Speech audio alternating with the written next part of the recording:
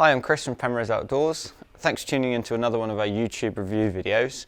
Today we're going to be looking at the importance of wearing goggles on the mountains, why you might wear them for protection, the different product features within all the different goggle ranges, and also the different categorizations within the lenses as well.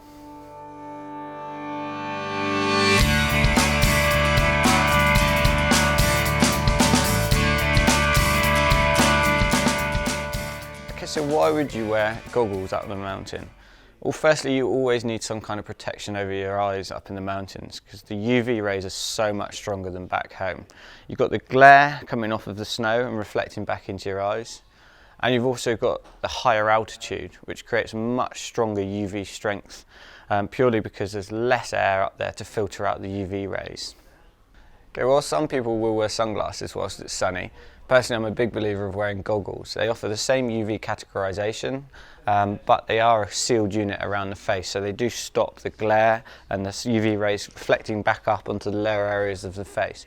And also, it is still cold up there, so having that sealed unit around the face will help just to stop the cold air getting in and around your eyes and sort of making your eyes stream whilst you're skiing down and you can't really see much. So another reason why a lot of people like wearing goggles on the slopes is obviously the level of protection against falling over or taking a big tumble. You have got potential of falling onto your face. If you're wearing sunglasses, obviously they're hard, brittle fabric and have the possibility of shattering, whereas with goggles, they're soft, they're malleable, they bend, they've got a layer of foam around the face, so it will obviously cushion the blow. The actual lenses are just soft plastic as well, so they're not going to shatter against your face. So it's that full level of protection that you get against falling over, which I'm sure all of you are going to do at some point whilst you're skiing.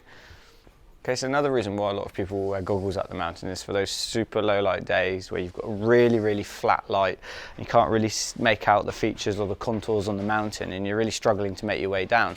So a lot of people opt for a category 1 lens. So this is a category 1 lens. You can see it's pure orange and it's basically putting an orange lens over the front of your face to increase the contrast. When you're increasing the contrast, basically it will allow you to pick out the details of the slope so you can make your way down a lot easier. Okay, so as much as these category 1 goggles are brilliant for lower light conditions, dull conditions, you really don't want to be wearing these when it's really bright and sunny because they will just dazzle you. So that's why goggle manufacturers make a whole broad spectrum of categorizations. So you've got from 1 up to 4, this being a category 1. You then move into a category 2, which has a darker lens and will sometimes have like a mirror flash over the top of it. So you can see with these, there's a bit of a mirrored sort of effect to them. And then you move into category 3, which are these ones here, where you can see it's a really mirrored goggle, absolutely perfect for really sunny days. And then a category 4, which isn't really going to be worn much when you're up in the mountain skiing. That's more for when you're mountaineering, maybe at the top of Everest. Okay, so as great as these categorizations are for the different light conditions you get up in the mountains, they don't really lend themselves to the changeable weather you get. For those who've been skiing before, you'll know how quickly it can go from beautiful sunny skies to really low flat light. So what goggle companies have done is they've developed light-sensitive lenses that will adapt to the different conditions. So if it's really bright sunshine, they'll go nice and dark. And if it's really low light, they will brighten up and let more light in. So we've got an example here of a light-sensitive lens. You'll see it's fairly mirrored at the moment. If we were in a very dull, flat light conditions, this would become brighter. And as you can see now, we've got a lot of light onto the actual goggle, so they are fairly mirrored.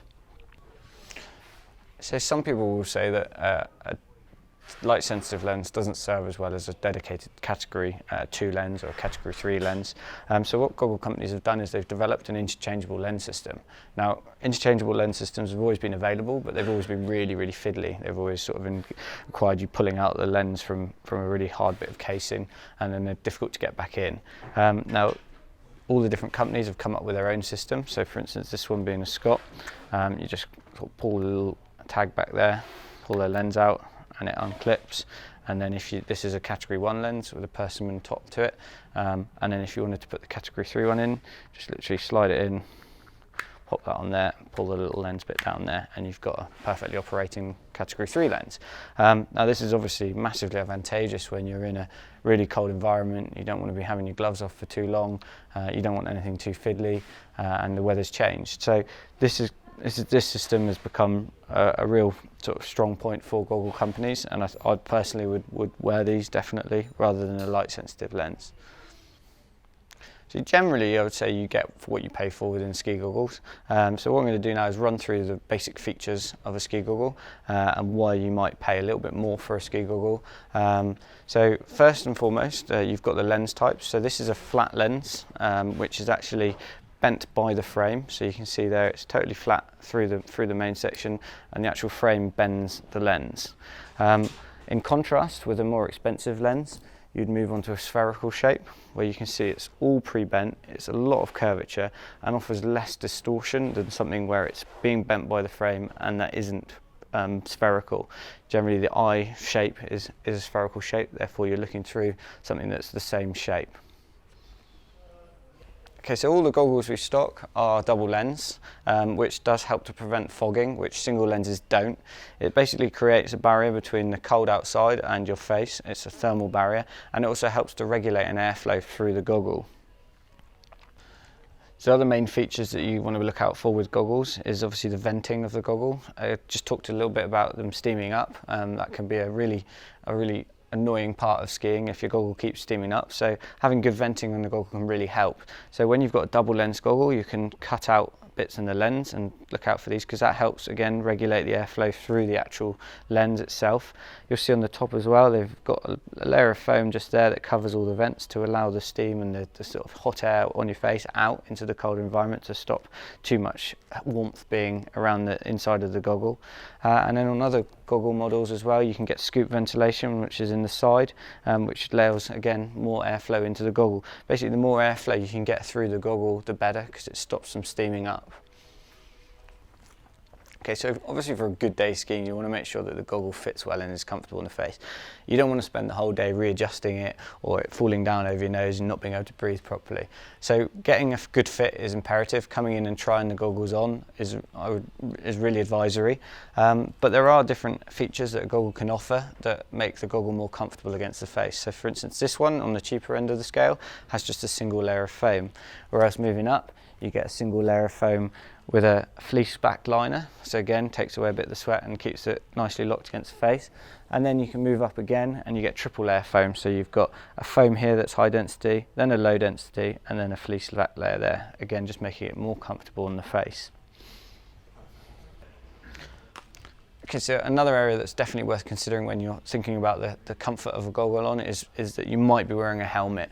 Obviously the helmet sticks out a bit further on your head and can distort the shape of the goggle, or make big sort of areas on the forehead when you between the goggle and the helmet, which can get quite cold. So you want to be thinking about that. So bring in the helmet when you're trying on a pair of goggles.